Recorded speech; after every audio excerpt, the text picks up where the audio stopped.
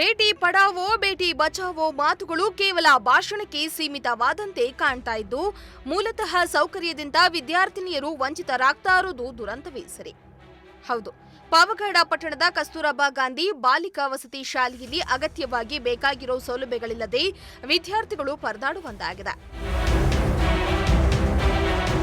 ತಂದೆ ತಾಯಿ ಇಲ್ಲದ ಹೆಣ್ಣು ಮಕ್ಕಳಿಗಾಗಿಯೇ ಕಸ್ತೂರಿಬಾ ಗಾಂಧಿ ಬಾಲಿಕಾ ವಸತಿ ಶಾಲೆಯನ್ನ ತೆರೆಯಲಾಗಿದ್ದು ಇಲ್ಲಿನ ಹೆಣ್ಣು ಮಕ್ಕಳ ಸ್ಥಿತಿಯನ್ನ ಹೇಳುತ್ತಿರುವುದಾಗಿದೆ.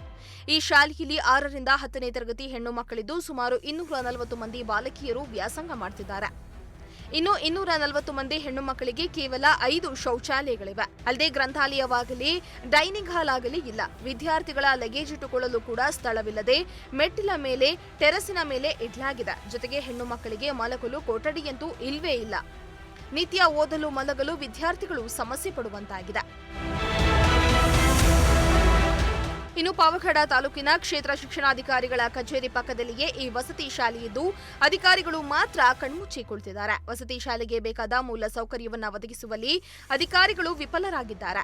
ಇನ್ನು ಸರ್ಕಾರದಿಂದ ವಸತಿ ಶಾಲೆಯ ಅಭಿವೃದ್ಧಿಗೆ ಸಾಕಷ್ಟು ಅನುದಾನ ಸಿಕ್ಕರೂ ಕೂಡ ಮಕ್ಕಳಿಗೆ ಬೇಕಾದ ಮೂಲಭೂತ ಸೌಕರ್ಯವನ್ನು ಒದಗಿಸಲು ಹಿಂದೇಟು ಹಾಕಿದ್ದಾರೆ.